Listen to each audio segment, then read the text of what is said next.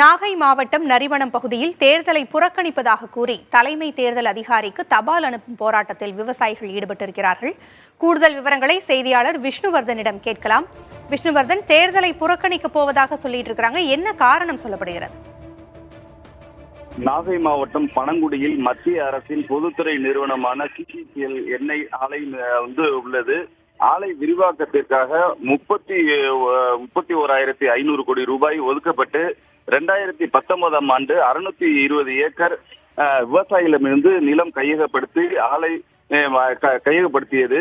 முன்பு ஆலை தொடங்கப்பட்ட போது 600 ஏக்கருக்கு மேல் விவசாயிகளிடம் நிலம் பெற்றது என சுமார் 1300 ஏக்கருக்கு மேல் நிலம் கையகப்படுத்தப்பட்டு அங்கு பணிகள் நடைபெற்று வருகின்றன.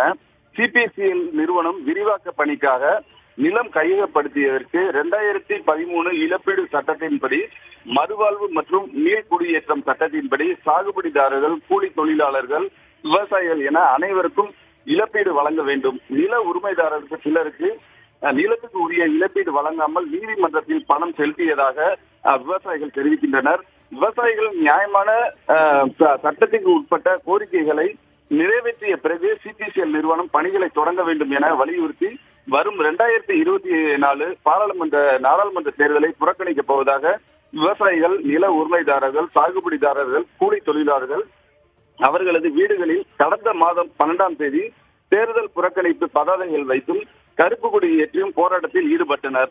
போராட்டம் தொடங்கி 1 மாத காலம் ஆகியும் இதுவரை மாவட்ட நிர்வாகம் மற்றும் சிபிசிஎல் நிர்வாகம் தங்களிடம் எவ்வித பேச்சுவார்த்தையும் நடத்தவில்லை என அவர்கள் வேதனை அடைந்துள்ளனர். பாதிக்கப்பட்டவர்கள் நரிமன கிராமத்தில் இருந்து தலைமை தேர்தல் நடத்தும் அதிகாரி சத்ய பிரதா சாயிற்கு தேர்தல் புறக்கணிப்பு செய்வதாக அஞ்சல் மூலம் நூற்றுக்கணக்கானோர் தற்போது அங்கு அவர்களுக்கு கடிதம் அனுப்பி வருகிறார்கள். பூங்குழலி, நன்றி விஷ்ணுவர்தன்.